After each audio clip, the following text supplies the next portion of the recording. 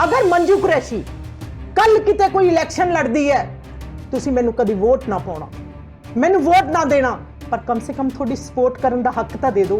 ये तां कह दो कि सारियां पार्टियां आओ दिल्ली आके साडा समर्थन करो। किसानां दा तां कहना कि पार्टियां बन के ना आओ, तुसीं आम पंजाब दे वासी बन के साडे धरने च आओ, आके बैठो। असीं तां रोकदे नहीं किसी नूं, पर जिवें तुसीं कहा कि साडी पार्टियां नूं भी अलाउ करो जाण दे धरने दे विच। किसान कहंदे पार्टियां नहीं, आम वासी बन के आओ।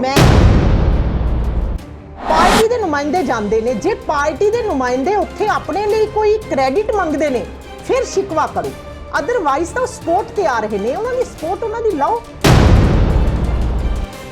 मोदी साहब कहंदे ने कि जिहड़ा बिल है ये किसानां दे हित च है। मोदी साहब ਜਦੋਂ ਆਪਾਂ ਕਿਸੇ ਨੂੰ ਕਹੀਏ ਕਿ ਤੈਨੂੰ ਮੈਂ ਦੇ ਰਿਹਾ ਕੋਈ ਚੀਜ਼ ਵਧੀਆ ਤੇ ਲੈਣ ਵਾਲਾ ਕਹਿ ਰਿਹਾ ਕਿ ਮੈਨੂੰ ਵਧੀਆ ਲੱਗ ਨਹੀਂ ਰਹੀ, ਫਿਰ ਤੁਸੀਂ ਜ਼ਬਰਦਸਤੀ ਕਿਉਂ ਕਰ ਰਹੇ ਹੋ ਬਈ?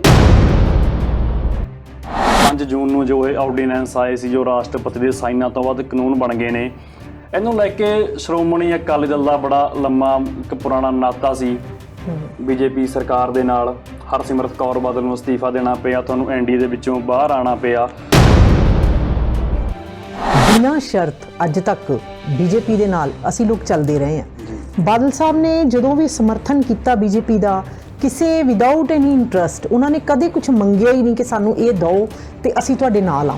अज जो किसानां दे हक की गल दे उत्ते सेंटर ने नहीं वो काम किए जो किसानां दे हित च होने चाहिए सी, तां पार्टी नाल तोड़ विछोड़ करता। साडी पार्टी प्रधान सरदार सुखबीर सिंह बादल जी की ये सोच सी कि मेरे किसान ने जिहड़े, अगर उन्हां दी तुसी तमन्ना या कह लो उन्हां दी जो होंद है उन्हों ही बरकरार नहीं रख सकते, तो फिर इस पार्टी नाल रहन दा की फायदा?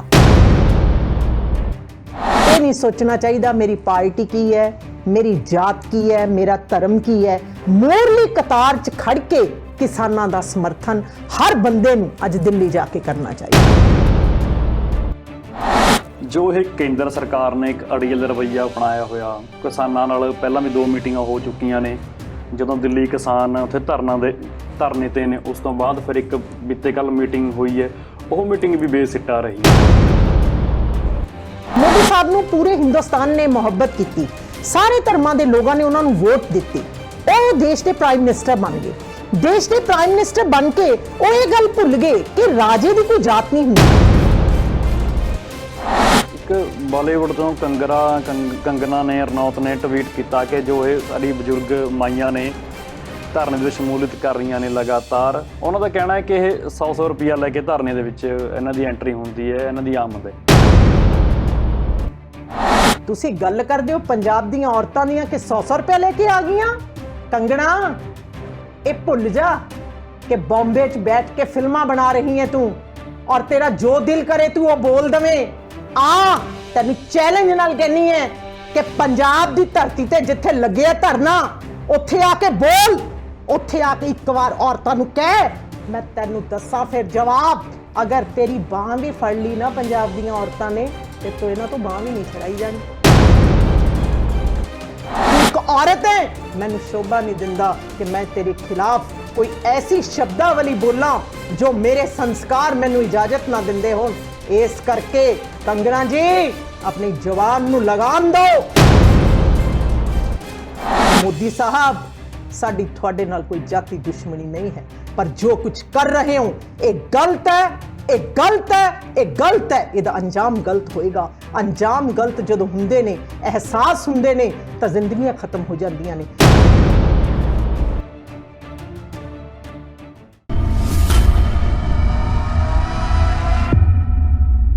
सत श्री अकाल दोस्तों, पंजाबी डाक टीवी देख रहे सारे दर्शकों को जी आया। दोस्तों जदों हकूमतां जिद्दी बन जांदियां ने तां फिर लोग भी बागी हो जाते हैं।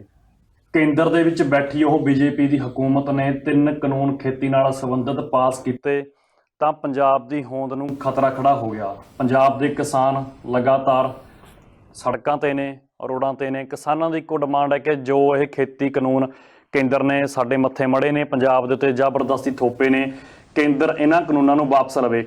ਅਸੀਂ अपने चैनल जरिए लगातार ਤੁਹਾਨੂੰ कवरेज दिखा रहे हैं कि किसानां दा मसला हुण कित्थे तक पहुंचिया। लगातार किसानां दीयां मीटिंगां हो रही ने, किसान जथेबंदियां दी मीटिंगां हो रही ने केंद्र दी हुकूमत दे नाल, ਪਰ ਉਹ ਮੀਟਿੰਗਾਂ ਕਿਸੇ ਤਣ ਪੱਤਰ ਨਹੀਂ ਲੱਗ ਰਹੀਆਂ, ਉਹ ਮੀਟਿੰਗਾਂ ਬੇਸਿੱਟਾਂ ਨੇ। ਲਗਾਤਾਰ ਅਸੀਂ ਬੁੱਧੀਜੀਵੀਆਂ ਦੇ, ਸਮਾਜ ਦੇ ਵਿੱਚ ਜੋ ਬਣਦਾ ਹਿੱਸਾ ਯੋਗਦਾਨ ਪਾਉਂਦੇ ਨੇ ਉਹਨਾਂ ਦੇ, ਪ੍ਰੋਫੈਸਰਾਂ ਦੇ, ਕਿਸਾਨ ਜਥੇਬੰਦੀਆਂ ਦੇ ਆਗੂਆਂ ਦੇ, ਆਮ ਕਿਸਾਨਾਂ ਦੇ ਤੁਹਾਡੇ ਨਾਲ ਮੁਲਾਕਾਤ ਕਰਵਾ ਰਹੇ ਹਾਂ, ਤੁਹਾਡੇ ਰੂਬਰੂ ਕਰਵਾ ਰਹੇ ਹਾਂ ਕਿ ਇਹ ਮਸਲਾ ਕਿੱਥੇ ਤੱਕ ਪਹੁੰਚਿਆ, ਪੰਜਾਬ ਦੇ ਲੋਕ ਕੀ ਸੋਚਦੇ ਨੇ, ਪੰਜਾਬ ਦਾ ਆਵਾਮ ਕੀ ਸੋਚਦਾ, ਪੰਜਾਬ ਦਾ ਮੱਧ ਵਰਗ ਲੋਕ ਕੀ ਸੋਚਦੇ ਨੇ। ਕਿਉਂਕਿ ਇਹ ਲੜਾਈ ਇਕੱਲੇ ਕਿਸਾਨਾਂ ਦੀ ਲੜਾਈ ਨਹੀਂ ਹੈ, ਇਹ ਲੜਾਈ ਪੰਜਾਬ ਦੇ ਹਰ ਇੱਕ ਵਰਗ ਦੀ ਲੜਾਈ ਹੈ। ਹਰ ਇੱਕ ਵਰਗ ਇਸ ਲੜਾਈ ਦੇ ਵਿੱਚ ਸ਼ਮੂਲੀਅਤ ਵੀ ਕਰ ਚੁੱਕਿਆ ਹੈ। ਅਸੀਂ ਜਿੱਥੇ ਅਲੱਗ-ਅਲੱਗ ਸ਼ਖਸੀਅਤ ਨਾਲ ਤੁਹਾਡੀ ਮੁਲਾਕਾਤ ਕਰਾਉਂਦੇ ਹਾਂ, ਜੋ ਆਪਣੇ ਤੁਹਾਨੂੰ ਵਿਚਾਰ ਦਿੰਦੇ ਨੇ ਇਹਨਾਂ ਮਸਲਿਆਂ ਦੇ। ਅੱਜ ਵੀ ਸਾਡੇ ਨਾਲ ਸਟੂਡੀਓ ਦੇ ਵਿੱਚ ਹਾਜ਼ਰ ਨੇ ਸ਼੍ਰੋਮਣੀ ਅਕਾਲੀ ਦਲ ਦੇ ਇਸਤਰੀ ਵਿੰਗ ਦੇ ਨਾਲ ਉਹ ਸੰਬੰਧਿਤ ਨੇ, ਅਕਾਲੀ ਦਲ ਪਾਰਟੀ ਨੂੰ ਬਿਲੋਂਗ ਕਰਦੇ ਨੇ। ਮੇਰੀ ਮੁਰਾਦ ਮੰਜੂ ਕੁਰੈਸ਼ੀ ਜੀ। ਮੈਡਮ ਤੁਹਾਡਾ ਸਵਾਗਤ ਹੈ। ਜੋ ਕਿਸਾਨਾਂ ਵੱਲੋਂ ਲਗਾਤਾਰ ਧਰਨੇ ਦਿੱਤੇ ਜਾ ਰਹੇ ਨੇ, 5 ਜੂਨ ਨੂੰ ਜੋ ਇਹ ਆਰਡੀਨੈਂਸ ਆਏ ਸੀ, ਜੋ ਰਾਸ਼ਟਰਪਤੀ ਦੇ ਸਾਈਨਾਂ ਤੋਂ ਬਾਅਦ ਕਾਨੂੰਨ ਬਣ ਗਏ ਨੇ, ਇਹਨੂੰ ਲੈ ਕੇ ਸ਼੍ਰੋਮਣੀ ਅਕਾਲੀ ਦਲ ਦਾ ਬੜਾ ਲੰਮਾ ਇੱਕ ਪੁਰਾਣਾ ਨਾਤਾ ਸੀ ਬੀਜੇਪੀ ਸਰਕਾਰ ਦੇ ਨਾਲ। ਹਰਸਿਮਰਤ ਕੌਰ ਬਾਦਲ ਨੂੰ ਅਸਤੀਫਾ ਦੇਣਾ ਪਿਆ, ਤੁਹਾਨੂੰ ਐਨਡੀਏ ਦੇ ਵਿੱਚੋਂ ਬਾਹਰ ਆਉਣਾ ਪਿਆ। ਤੇ ਅੱਜ ਦੀ ਸਥਿਤੀ ਸ਼੍ਰੋਮਣੀ ਅਕਾਲੀ ਦਲ ਦੀ, ਤੁਸੀਂ ਸ਼੍ਰੋਮਣੀ ਅਕਾਲੀ ਦਲ ਦੇ ਇੱਕ ਜੁਝਾਰੂ ਵਰਕਰ ਹੋ, ਸ਼੍ਰੋਮਣੀ ਅਕਾਲੀ ਦਲ ਨੂੰ ਰਿਪਰੈਜ਼ੈਂਟ ਕਰਦੇ ਹੋ, ਤੁਸੀਂ ਇਸ ਸਾਰੇ ਮਸਲੇ ਨੂੰ ਕਿਵੇਂ ਦੇਖਦੇ ਹੋ? ਦੇਖੋ, ਪਹਿਲੀ ਗੱਲ ਤਾਂ ਇਹ ਹੈ ਵੀ ਕੋਈ ਵੀ ਬੰਦਾ ਕਿਸੇ ਪਾਰਟੀ ਨੂੰ ਜਿਸ ਦੇ ਨਾਲ ਬਿਨਾਂ ਸ਼ਰਤ ਅੱਜ ਤੱਕ ਬੀਜੇਪੀ ਦੇ ਨਾਲ ਅਸੀਂ ਲੋਕ ਚੱਲਦੇ ਰਹੇ ਹਾਂ। ਬਾਦਲ ਸਾਹਿਬ ਨੇ ਜਦੋਂ ਵੀ ਸਮਰਥਨ ਕੀਤਾ ਬੀਜੇਪੀ ਦਾ, ਕਿਸੇ ਵਿਦਆਊਟ ਐਨੀ ਇੰਟਰਸਟ, ਉਹਨਾਂ ਨੇ ਕਦੇ ਕੁਝ ਮੰਗਿਆ ਹੀ ਨਹੀਂ ਕਿ ਸਾਨੂੰ ਇਹ ਦਿਓ ਤੇ ਅਸੀਂ ਤੁਹਾਡੇ ਨਾਲ ਆ। ਅੱਜ ਜਦੋਂ ਕਿਸਾਨਾਂ ਦੇ ਹੱਕ ਦੀ ਗੱਲ ਦੇ ਉੱਤੇ ਸੈਂਟਰ ਨੇ ਨਹੀਂ ਉਹ ਕੰਮ ਕੀਤੇ ਜੋ ਕਿਸਾਨਾਂ ਦੇ ਹਿੱਤ 'ਚ ਹੋਣੇ ਚਾਹੀਦੇ ਸੀ, ਤਾਂ ਪਾਰਟੀ ਨਾਲ ਤੋੜ ਵਿਛੋੜ ਕਰਤਾ। ਸਾਡੀ ਪਾਰਟੀ ਪ੍ਰਧਾਨ ਸਰਦਾਰ ਸੁਖਬੀਰ ਸਿੰਘ ਬਾਦਲ ਜੀ ਦੀ ਇਹ ਸੋਚ ਸੀ ਕਿ ਮੇਰੇ ਕਿਸਾਨ ਨੇ ਜਿਹੜੇ, ਅਗਰ ਉਹਨਾਂ ਦੀ ਤੁਸੀਂ ਤਮੰਨਾ ਜਾਂ ਕਹਿ ਲਓ ਉਹਨਾਂ ਦੀ ਜੋ ਹੋਂਦ ਹੈ ਉਹਨੂੰ ਹੀ ਬਰਕਰਾਰ ਨਹੀਂ ਰੱਖ ਸਕਦੇ, ਤਾਂ ਫਿਰ ਇਸ ਪਾਰਟੀ ਨਾਲ ਰਹਿਣ ਦਾ ਕੀ ਫਾਇਦਾ ਜੀ। ਇਸ ਕਰਕੇ ਪਾਰਟੀ ਨਾਲ ਤੋੜ ਵਿਛੋੜ ਕਰਤਾ ਔਰ ਬੀਬਾ ਜੀ ਨੇ ਅਸਤੀਫਾ ਦਿੱਤਾ, ਔਰ ਅਸਤੀਫਾ ਵੀ ਉਸ ਕੰਡੀਸ਼ਨ 'ਚ ਦਿੱਤਾ ਹੈ ਕਿ ਜਦੋਂ ਸਰਕਾਰ 'ਚ ਹਲੇ 4 ਸਾਲ ਬਾਕੀ ਸੀ ਰਾਜ ਭਾਗ 'ਚ, ਉਹਨਾਂ ਨੇ ਨਹੀਂ ਸੋਚਿਆ ਕਿਸੇ ਗੱਲ ਦਾ, 1 ਮਿੰਟ ਵੀ ਨਹੀਂ ਲਾਇਆ, ਅਸਤੀਫਾ ਦਿੱਤਾ। ਤੇ ਤੁਸੀਂ ਅੱਗੇ ਸ਼੍ਰੋਮਣੀ ਅਕਾਲੀ ਦਲ ਨੂੰ ਕਿਸਾਨਾਂ ਦੇ ਨਾਲ, ਕਿਉਂਕਿ ਸ਼੍ਰੋਮਣੀ ਅਕਾਲੀ ਦਲ ਕਿਹਾ ਜਾਂਦਾ ਕਿ ਪੰਥਕ ਪਾਰਟੀ ਹੈ, ਕਿਸਾਨੀ ਦੀ ਪਾਰਟੀ ਹੈ, ਪੰਜਾਬ ਦੀ ਤਰਜਮਾਨੀ ਕਰਦੀ ਹੈ ਉਹ ਹਿੰਦੁਸਤਾਨ ਦੇ ਪੱਧਰ ਦੇ ਉੱਤੇ, ਤੁਸੀਂ ਫਿਰ ਅੱਗੇ ਕਿਵੇਂ ਦੇਖਦੇ ਹੋ ਪਾਰਟੀ ਨੂੰ? ਪਾਰਟੀ ਹਮੇਸ਼ਾ ਕਿਸਾਨਾਂ ਦੇ ਨਾਲ ਖੜੀ ਹੈ, ਕਿਸਾਨਾਂ ਦੇ ਨਾਲ ਖੜੀ ਰਹੇਗੀ।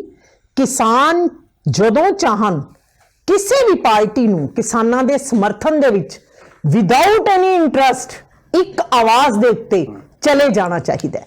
ਸਿਰਫ ਪਾਰਟੀਆਂ ਨੂੰ ਹੀ ਕਿਉਂ, ਕਿਸਾਨ ਜਦੋਂ ਆਪਣੇ ਖੇਤ ਦੇ ਵਿੱਚ ਕੋਈ ਵੀ ਫਸਲ ਨੂੰ ਉਪਜਾਉਂਦਾ ਹੈ, ਕਿਸੇ ਵੀ ਫਸਲ ਦੇ ਲਈ ਦਿਨ ਰਾਤ, ਗਰਮੀ ਸਰਦੀ, ਧੁੱਪ, ਭੁੱਖ ਪਿਆਸ ਉਹ ਦੇਖਦਾ ਨਹੀਂ, ਹਰ ਇਨਸਾਨ ਤੱਕ ਉਹ ਫਸਲ ਨੂੰ ਮੁਹੱਈਆ ਕਰਵਾਉਂਦਾ ਹੈ। ਅੱਜ ਉਹ ਮੁਸ਼ਕਿਲ 'ਚ ਹੋਵੇ ਤਾਂ ਮੇਰਾ ਖਿਆਲ ਹੈ ਕਿ ਜੋ ਵੀ ਉਹਨਾਂ ਦੀ ਉਪਜਾਊ ਕੀਤੀ ਹੋਈ ਫਸਲ ਨੂੰ ਖਾਣ ਵਾਲਾ ਇਨਸਾਨ ਹੈ, ਅੱਜ ਉਹਨੂੰ ਦਿੱਲੀ 'ਚ ਜਾ ਕੇ ਕਿਸਾਨਾਂ ਦਾ ਸਮਰਥਨ ਕਰਨਾ ਚਾਹੀਦਾ। ਇਹ ਨਹੀਂ ਸੋਚਣਾ ਚਾਹੀਦਾ ਮੇਰੀ ਪਾਰਟੀ ਕੀ ਹੈ, ਮੇਰੀ ਜਾਤ ਕੀ ਹੈ, ਮੇਰਾ ਧਰਮ ਕੀ ਹੈ। ਮੋਰਲੀ ਕਤਾਰ 'ਚ ਖੜ ਕੇ ਕਿਸਾਨਾਂ ਦਾ ਸਮਰਥਨ ਹਰ ਬੰਦੇ ਨੂੰ ਅੱਜ ਦਿੱਲੀ ਜਾ ਕੇ ਕਰਨਾ ਚਾਹੀਦਾ। ਜੋ ਇਹ ਕੇਂਦਰ ਸਰਕਾਰ ਨੇ ਇੱਕ ਅੜੀਅਲ ਰਵੱਈਆ ਅਪਣਾਇਆ ਹੋਇਆ, ਕਿਸਾਨਾਂ ਨਾਲ ਪਹਿਲਾਂ ਵੀ 2 ਮੀਟਿੰਗਾਂ ਹੋ ਚੁੱਕੀਆਂ ਨੇ। ਜਦੋਂ ਦਿੱਲੀ ਕਿਸਾਨ ਉੱਥੇ ਧਰਨੇ ਤੇ ਨੇ, ਉਸ ਤੋਂ ਬਾਅਦ ਫਿਰ ਇੱਕ ਬੀਤੇ ਕੱਲ ਮੀਟਿੰਗ ਹੋਈ ਹੈ, ਉਹ ਮੀਟਿੰਗ ਵੀ ਬੇਸਿੱਟਾ ਰਹੀ ਹੈ। ਤੁਸੀਂ ਕੀ ਦੇਖਦੇ ਕਿ ਕੇਂਦਰ ਸਰਕਾਰ ਜੋ ਬੀਜੇਪੀ ਦੀ ਹਕੂਮਤ ਹੈ, ਇਹ ਆਪਣੇ ਲੋਕ ਵਿਰੋਧੀ ਕਿਉਂ ਹੋ ਗਈ? ਦੇਖੋ, ਜਦੋਂ ਕਿਸੇ ਇਨਸਾਨ ਨੂੰ ਨਾ ਪਾਵਰ ਮਿਲਦੀ ਹੈ ਤਾਂ ਉਹਦਾ ਦਿਮਾਗ ਖਰਾਬ ਹੋ ਜਾਂਦਾ ਹੈ। ਪਾਵਰ ਇੰਨੀ ਜ਼ਿਆਦਾ ਦੇਤੀ ਲੋਕਾਂ ਨੇ, ਸਾਰੇ ਧਰਮਾਂ ਦੇ ਲੋਕ ਕਿਸੇ ਨੂੰ ਵੋਟ ਕਰਦੇ ਨੇ ਤਾਂ ਕਿਸੇ ਦੀ ਸਰਕਾਰ ਆਉਂਦੀ ਹੈ। ਮੋਦੀ ਸਾਹਿਬ ਨੂੰ ਪੂਰੇ ਹਿੰਦੁਸਤਾਨ ਨੇ ਮੁਹੱਬਤ ਕੀਤੀ, ਸਾਰੇ ਧਰਮਾਂ ਦੇ ਲੋਕਾਂ ਨੇ ਉਹਨਾਂ ਨੂੰ ਵੋਟ ਦਿੱਤੀ, ਉਹ ਦੇਸ਼ ਦੇ ਪ੍ਰਾਈਮ ਮਿਨਿਸਟਰ ਬਣ ਗਏ। ਦੇਸ਼ ਦੇ ਪ੍ਰਾਈਮ ਮਿਨਿਸਟਰ ਬਣ ਕੇ ਉਹ ਇਹ ਗੱਲ ਭੁੱਲ ਗਏ ਕਿ ਰਾਜੇ ਦੀ ਕੋਈ ਜਾਤ ਨਹੀਂ ਹੁੰਦੀ, ਕੋਈ ਧਰਮ, ਉਹ ਸਾਰੇ ਧਰਮ ਉਹਦੇ ਆਪਣੇ ਹੁੰਦੇ ਨੇ, ਸਾਰੇ ਲੋਕ ਆਪਣੇ ਹੁੰਦੇ ਨੇ। ਮਜਬੂਰਾਂ ਦੀ ਮਜਬੂਰੀ ਦਾ ਹੱਲ ਕਰਨ ਵਾਲਾ ਅਸਲ 'ਚ ਦੇਸ਼ ਦਾ ਰਾਜਾ ਹੁੰਦਾ ਹੈ। ਅਗਰ ਉਹ ਇਹਨਾਂ ਗੱਲਾਂ ਦੇ ਉੱਤੇ ਖਰੇ ਨਾ ਉਤਰੇ ਤਾਂ ਯਾਦ ਰੱਖਣਾ ਕਿ ਇਹ ਪੰਜਾਬ ਹੈ, ਪੰਜਾਬ ਦੇ ਲੋਕ ਕਦੇ ਜ਼ੁਲਮ ਕਰਨ ਵਾਲਿਆਂ ਨੂੰ ਬਖਸ਼ਦੇ ਨਹੀਂ। ਹਿੰਦੁਸਤਾਨ ਦੀ ਆਜ਼ਾਦੀ ਦੇ ਵਿੱਚ ਪੰਜਾਬ ਦੇ ਲੋਕਾਂ ਨੇ ਸਭ ਤੋਂ ਜ਼ਿਆਦਾ ਕੁਰਬਾਨੀਆਂ ਦਿੱਤੀਆਂ, ਸਭ ਤੋਂ ਵੱਧ ਫਾਂਸੀ ਦੇ ਰੱਸਿਆਂ ਤੇ ਚੜੇ।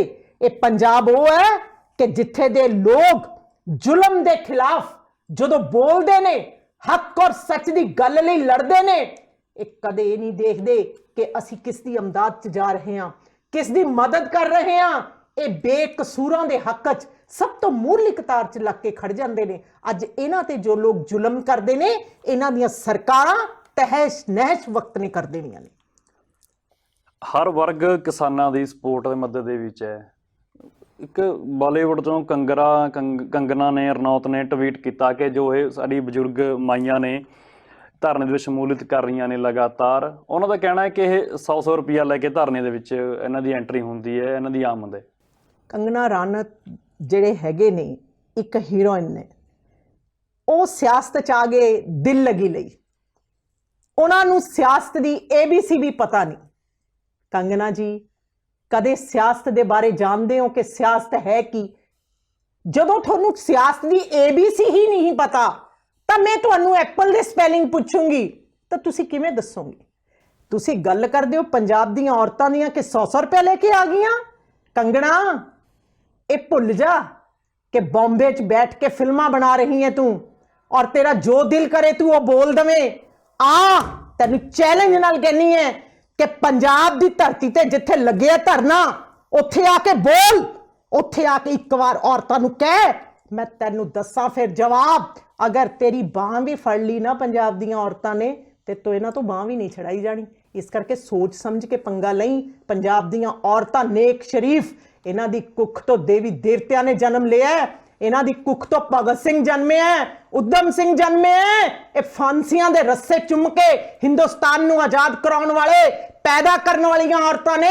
ਇਹਨਾਂ ਔਰਤਾਂ ਦੇ ਲਈ ਅਪਸ਼ਬਦ ਨਾ ਕਦੇ ਬੋਲੀ। ਤੂੰ ਇੱਕ ਔਰਤ ਹੈ, ਮੈਨੂੰ ਸ਼ੋਭਾ ਨਹੀਂ ਦਿੰਦਾ ਕਿ ਮੈਂ ਤੇਰੇ ਖਿਲਾਫ ਕੋਈ ਐਸੀ ਸ਼ਬਦਾਵਲੀ ਬੋਲਾਂ ਜੋ ਮੇਰੇ ਸੰਸਕਾਰ ਮੈਨੂੰ ਇਜਾਜ਼ਤ ਨਾ ਦਿੰਦੇ ਹੋਣ। ਇਸ ਕਰਕੇ ਕੰਗਣਾ ਜੀ, ਆਪਣੀ ਜ਼ੁਬਾਨ ਨੂੰ ਲਗਾਮ ਦਿਓ। ਅੱਗੇ ਵਾਸਤੇ ਸਾਡੇ ਪੰਜਾਬ ਦੀ ਕਿਸੇ ਵੀ ਔਰਤ ਬਾਰੇ ਜਾਂ ਪੰਜਾਬ ਦੀ ਕੀ ਦੁਨੀਆ ਦੀ ਕਿਸੇ ਵੀ ਔਰਤ ਬਾਰੇ ਬੋਲਣ ਤੋਂ ਪਹਿਲਾਂ 1000 ਵਾਰ ਸੋਚਣਾ। ਅੱਜ ਤੁਹਾਨੂੰ ਵਾਰਨਿੰਗ ਹੈ, ਚੇਤਾਵਨੀ ਹੈ। ਅਗਰ ਤੂੰ ਨਹੀਂ ਹਟਣਾ ਤਾਂ ਆ ਧਰਨੇ ਵਾਲੀ ਥਾਂ ਤੇ ਆ ਕੇ ਬੋਲ, ਫਿਰ ਤੈਨੂੰ ਦੱਸੀਏ ਕਿਹੜੇ ਭਾਅ ਵਿਕਦੀ ਹੈ ਤੇ ਤੈਨੂੰ ਦੱਸੀਏ ਵੀ ਕਿਵੇਂ ਮੋੜੀ ਦਾ ਗੱਲ ਦਾ ਜਵਾਬ ਕਿਵੇਂ ਦਈਦਾ। ਤੂੰ ਕਦੇ 100 ਰੁਪਇਆ ਲੈ ਕੇ ਧਰਨੇ ਤੇ ਬੈਠੀ ਹੋਏਗੀ, ਇਸੇ ਕਰਕੇ ਤੈਨੂੰ ਇੰਨੀ ਨੌਲੇਜ ਹੈ। ਇਹ ਪੰਜਾਬ ਦੇ ਲੋਕ ਦਾਨ ਦੇਣ ਵਾਲੇ ਨੇ, ਇਹ ਧਰਨਿਆਂ ਤੇ ਬੈਠਣ ਦੇ ਪੈਸੇ ਨਹੀਂ ਲੈਂਦੇ। ਇਹ ਖੂਨ ਤਲੀ ਤੇ ਸਿਰ ਧਰ ਕੇ ਲੜਨ ਵਾਲੇ ਨੇ। ਇਹ ਕਸ਼ਮੀਰੀ ਪੰਡਤਾਂ ਦੇ ਲਈ ਜਦੋਂ ਜਾ ਕੇ ਸਾਡੇ ਦਸ਼ਮ ਪਿਤਾ ਗੁਰੂ ਗੋਬਿੰਦ ਸਿੰਘ ਜੀ ਲੜੇ ਸੀ ਨਾ, ਤਾਂ ਸਰਵੰਸ ਦਾਨੀ ਨੇ ਸਰਵੰਸ ਦਾਨ ਕਰਤਾ ਸੀ। ਓਏ ਕੋਈ ਆਟਾ ਮੰਗ ਲੈਂਦਾ, ਮੈਂ ਕਹਿੰਦੀ ਹੁੰਨੀ ਹੈ, ਕੋਈ ਕੱਪੜਾ ਦਾਨ ਦੇ ਦਿੰਦਾ, ਕੋਈ ਆਟਾ ਦਾਨ ਦੇ ਦਿੰਦਾ। ਓਏ ਪੁੱਤਰਾਂ ਦੇ ਦਾਨੀ, ਦਸ਼ਮ ਪਿਤਾ ਲਾਸਾਨੀ ਕੁਰਬਾਨੀ ਦੇ ਮਾਲਕ ਨੇ ਆਪਣਾ ਸਰਵੰਸ ਦਾਨ ਕਰਤਾ ਇਹਨਾਂ ਲੋਕਾਂ ਦੇ ਲਈ ਕਿ ਕਿਤੇ ਕਿਸੇ ਔਰਤ ਤੇ ਕਿਸੇ ਮਜਲੂਮ ਤੇ ਜ਼ੁਲਮ ਨਾ ਹੋਵੇ।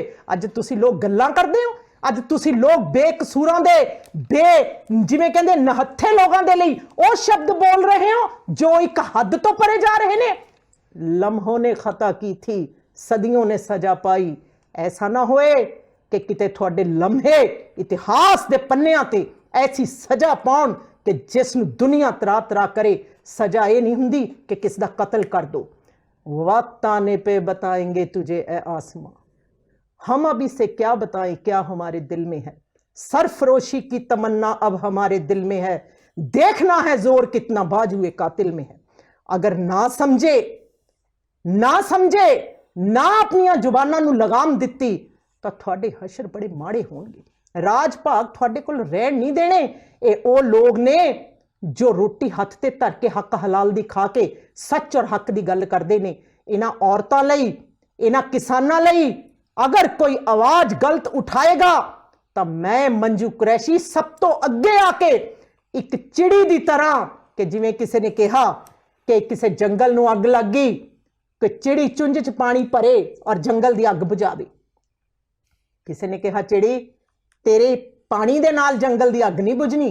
ਉਹ ਕਹਿੰਦੀ ਇਹ ਮੈਨੂੰ ਵੀ ਪਤਾ ਹੈ ਕਿ ਮੇਰੇ ਅੱਗ ਬੁਝਾਉਣ ਨਾਲ ਜੰਗਲ ਦੀ ਅੱਗ ਨਹੀਂ ਬੁਝਦੀ, ਪਰ ਜਦੋਂ ਕਦੇ ਇਤਿਹਾਸ ਲਿਖਿਆ ਜਾਏਗਾ ਤਾਂ ਮੇਰਾ ਨਾਮ ਅੱਗ ਬੁਝਾਉਣ ਵਾਲਿਆਂ ਦੇ ਵਿੱਚ ਹੋਏਗਾ। ਇਸ ਕਰਕੇ ਕੰਗਨਾ ਰਣਾਵਤ ਜਾਂ ਮੋਦੀ ਸਾਹਿਬ, ਸਾਡੀ ਤੁਹਾਡੇ ਨਾਲ ਕੋਈ ਜਾਤੀ ਦੁਸ਼ਮਣੀ ਨਹੀਂ ਹੈ, ਪਰ ਜੋ ਕੁਝ ਕਰ ਰਹੇ ਹੋ ਇਹ ਗਲਤ ਹੈ ਇਹ ਗਲਤ ਹੈ, ਇਹ ਗਲਤ ਹੈ, ਇਹਦਾ ਅੰਜਾਮ ਗਲਤ ਹੋਏਗਾ। ਅੰਜਾਮ ਗਲਤ ਜਦੋਂ ਹੁੰਦੇ ਨੇ, ਅਹਿਸਾਸ ਹੁੰਦੇ ਨੇ, ਤਾਂ ਜ਼ਿੰਦਗੀਆਂ ਖਤਮ ਹੋ ਜਾਂਦੀਆਂ ਨੇ। ਬੜੀ ਥੋੜੀ ਦੇਰ ਦੀ ਇਹ ਜ਼ਿੰਦਗੀ ਹੈ। ਤੁਹਾਡਾ ਕਿਸਾਨਾਂ ਨੇ ਕੁਝ ਨਹੀਂ ਵਿਗਾੜਿਆ, ਤੁਹਾਨੂੰ ਰਾਜ ਭਾਗ ਦਿੱਤਾ, ਕੁਰਸੀ ਦਿੱਤੀ, ਪ੍ਰਾਈਮ ਮਿਨਿਸਟਰ ਬਣਾਇਆ। ਅੱਜ ਤੁਸੀਂ ਉਹਨਾਂ ਕਿਸਾਨਾਂ ਨੂੰ ਰੋਲ ਕੇ ਰੱਖਤਾ। ਅੱਜ ਸਾਡੇ 80-80 ਸਾਲ ਦੇ ਬਜ਼ੁਰਗ ਲੋਕ ਉੱਥੇ ਜਾ ਕੇ ਰਾਸ਼ਨ ਪਾਣੀ ਲਾ ਕੇ ਬੈਠ ਗਏ।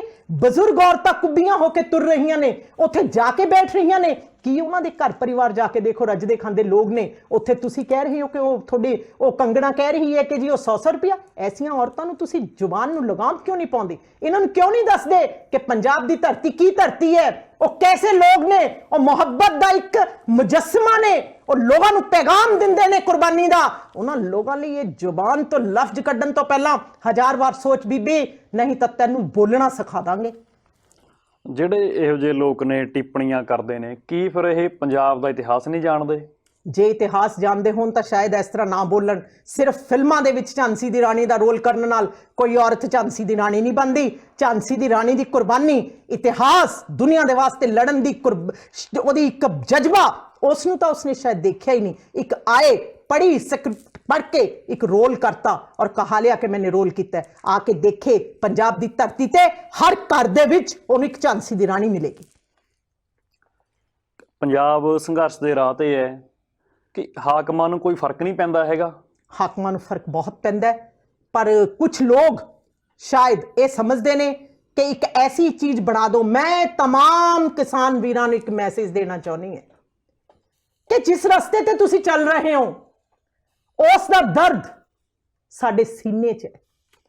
तुसी सानू अगर मंजू कुरैशी कल किते कोई इलैक्शन लड़दी है, तुसी मैनू कदी वोट ना पाउणा, मैनू वोट ना देना, पर कम से कम थोड़ी सपोर्ट करन दा हक तां दे दो। ये तां कह दो कि सारियां पार्टियां आओ दिल्ली आके साडा समर्थन करो। तुसी साडे ही तां हो, असीं तुहाडे नाल ही तां जीने आ। ये बाज़ारां दीयां रौनकां, ये दुनिया दे विच सियासतां, ये सारा कुछ ਤੁਹਾਡੀ ਮਿਹਨਤ ਦੇ ਨਾਲ ਹੀ ਤਾਂ ਚੱਲ ਰਿਹਾ ਹੈ। ਤੁਹਾਡੀ ਮਿਹਨਤ 'ਚ ਹੀ ਤਾਂ ਛੁਪਿਆ ਹੋਇਆ ਹੈ। ਤੁਸੀਂ ਕੱਲੇ ਠੰਡਾਂ 'ਚ ਰਹੋ, ਤੁਸੀਂ ਕੱਲੇ ਉੱਥੇ ਜਾ ਕੇ ਤਕਲੀਫ ਸਹੋ, ਤੁਸੀਂ ਕੱਲੇ ਜਾ ਕੇ ਲੜੋ। ਇੱਕ ਆਵਾਜ਼ ਦਿਓ, ਇੱਕ ਵਾਰ ਕਹੋ। ਸਾਰੀਆਂ ਪਾਰਟੀਆਂ, ਸ਼੍ਰੋਮਣੀ ਅਕਾਲੀ ਦਲ, ਹਰ ਪਾਰਟੀ ਤੁਹਾਡੇ ਨਾਲ ਆ ਕੇ ਖੜਨ ਲਈ ਤਿਆਰ ਹੈ। ਅੱਜ ਹਰ ਪਾਰਟੀ ਤੋਂ, ਹਰ ਧਰਮ ਤੋਂ, ਹਰ ਗੱਲ ਤੋਂ ਉੱਪਰ ਉੱਠ ਕੇ ਕਿਸਾਨਾਂ ਦੀ ਮਦਦ ਵਾਸਤੇ ਹਰ ਇਨਸਾਨ ਨੂੰ ਜਾਣਾ ਚਾਹੀਦਾ ਹੈ। ਜਦੋਂ ਕਿ ਉਹ ਆਪਣੇ ਹੱਕ ਲਈ ਲੜ ਰਹੇ ਨੇ, ਉਹਨਾਂ ਦਾ ਹੱਕ ਉਹਨਾਂ ਨੂੰ ਮਿਲਣਾ ਚਾਹੀਦਾ ਹੈ। ਅਗਰ ਉਹਨਾਂ ਦਾ ਹੱਕ ਉਹਨਾਂ ਨੂੰ ਨਹੀਂ ਮਿਲਦਾ ਤਾਂ ਯਾਦ ਰੱਖਣ ਮੋਦੀ ਸਾਹਿਬ ਕਿ ਪੰਜਾਬ ਦੇ ਲੋਕ, ਬੀਜੇਪੀ ਦੇ ਲੋਕਾਂ ਨੂੰ ਪੰਜਾਬ ਦੇ ਵਿੱਚ ਵੋਟ ਤੱਕ ਹੀ, ਸਪੋਰਟ ਤੱਕ ਹੀ ਖੜਨ ਵੀ ਨਹੀਂ ਦੇਣਗੇ। ਤੁਸੀਂ ਕਿਹਾ ਕਿ ਕਿਸਾਨ ਸਾਨੂੰ ਕਹਿਣ ਵੀ ਸਾਡੀ ਪਾਰਟੀਆਂ, ਅਸੀਂ ਪਾਰਟੀਆਂ ਤੌਰ ਤੇ ਜਾਂਦੇ ਹਾਂ। ਕਿਸਾਨਾਂ ਦਾ ਤਾਂ ਕਹਿਣਾ ਕਿ ਪਾਰਟੀਆਂ ਬਣ ਕੇ ਨਾ ਆਓ, ਤੁਸੀਂ ਆਮ ਪੰਜਾਬ ਦੇ ਵਾਸੀ ਬਣ ਕੇ ਸਾਡੇ ਧਰਨੇ 'ਚ ਆਓ, ਆ ਕੇ ਬੈਠੋ। ਅਸੀਂ ਤਾਂ ਰੋਕਦੇ ਨਹੀਂ ਕਿਸੇ ਨੂੰ, ਪਰ ਜਿਵੇਂ ਤੁਸੀਂ ਕਿਹਾ ਕਿ ਸਾਡੀ ਪਾਰਟੀਆਂ ਨੂੰ ਵੀ ਅਲਾਓ ਕਰੋ ਜਾਣ ਦੇ ਧਰਨੇ ਦੇ ਵਿੱਚ। ਕਿਸਾਨ ਕਹਿੰਦੇ ਪਾਰਟੀਆਂ ਨਹੀਂ, ਆਮ ਵਾਸੀ ਬਣ ਕੇ ਆਓ। ਮੈਂ ਇਹ ਕਹਿਣਾ ਚਾਹੁੰਦੀ ਹਾਂ ਕਿ ਅਸੀਂ ਜਿਸ ਤਰ੍ਹਾਂ ਕਿਸਾਨ ਕਹਿਣ ਹਰ ਤਰ੍ਹਾਂ ਉਹਨਾਂ ਦੇ ਨਾਲ ਹੈ, ਪਰ ਮੇਰੀ ਆਪਣੀ ਇੱਕ ਓਪੀਨੀਅਨ ਹੈ ਅੰਦਰੋਂ ਕਿ ਜਦੋਂ ਕਿਸਾਨਾਂ ਕੋਈ ਬੰਦਾ ਕਹਿੰਦਾ ਕਿ ਜੀ ਉਹ ਪਾਰਟੀ ਦੇ ਨੁਮਾਇੰਦੇ ਨਾ ਆਉਣ, ਠੀਕ ਹੈ, ਪਾਰਟੀ ਦੇ ਨੁਮਾਇੰਦੇ ਜਾਂਦੇ ਨੇ, ਜੇ ਪਾਰਟੀ ਦੇ ਨੁਮਾਇੰਦੇ ਉੱਥੇ ਆਪਣੇ ਲਈ ਕੋਈ ਕ੍ਰੈਡਿਟ ਮੰਗਦੇ ਨੇ ਫਿਰ ਸ਼ਿਕਵਾ ਕਰੋ। ਅਦਰਵਾਈਜ਼ ਤਾਂ ਸਪੋਰਟ ਤੇ ਆ ਰਹੇ ਨੇ, ਉਹਨਾਂ ਦੀ ਸਪੋਰਟ ਉਹਨਾਂ ਦੀ ਲਾਓ। ਉਹ ਤਾਂ ਇਹ ਕਹਿੰਦੇ ਅਸੀਂ ਤੁਹਾਡੇ ਨਾਲ, ਤੁਹਾਤੋਂ ਮੂਹਰਲੀ ਕਤਾਰ 'ਚ ਖੜ ਕੇ। ਮੈਂ ਤਮਾਮ ਮੁਸਲਮਾਨਾਂ ਨੂੰ ਵੀ ਇੱਕ ਅਪੀਲ ਕਰਦੀ ਹਾਂ, ਦਿੱਲੀ ਦਿਆਂ ਨੂੰ ਵੀ, ਪੰਜਾਬ ਦਿਆਂ ਨੂੰ ਵੀ, ਜਿੱਥੇ ਜਿੱਥੇ ਮੁਸਲਿਮ ਭਾਈਚਾਰਾ ਹੈ ਉਹ तमाम ਸਿੱਖਾਂ ਦੀ ਮਦਦ ਦੇ ਉੱਤੇ ਆਓ, ਕਿਸਾਨਾਂ ਦੀ ਮਦਦ ਦੇ ਉੱਤੇ ਆਓ। ਜੋ ਮਦਦ ਤੁਸੀਂ ਮੁਹੱਈਆ ਕਰਾ ਸਕਦੇ ਹੋ ਉਹ ਕਿਸਾਨਾਂ ਨੂੰ ਜਾ ਕੇ ਮੁਹੱਈਆ ਕਰਾਓ। ਕਿਸਾਨ ਵੀਰੋ, ਸਾਰੀਆਂ ਪਾਰਟੀਆਂ, ਸਾਰੀ ਜ਼ਿੰਦਗੀ, ਸਾਡਾ ਖੁਦ ਦਾ ਨਾਮ, ਹਰ ਚੀਜ਼ ਤੁਹਾਡੇ ਤੋਂ ਉੱਪਰ ਨਹੀਂ ਹੈ। ਤੁਸੀਂ ਸਲਾਮਤ ਹੋ ਤਾਂ ਅਸੀਂ ਸਲਾਮਤ ਹਾਂ।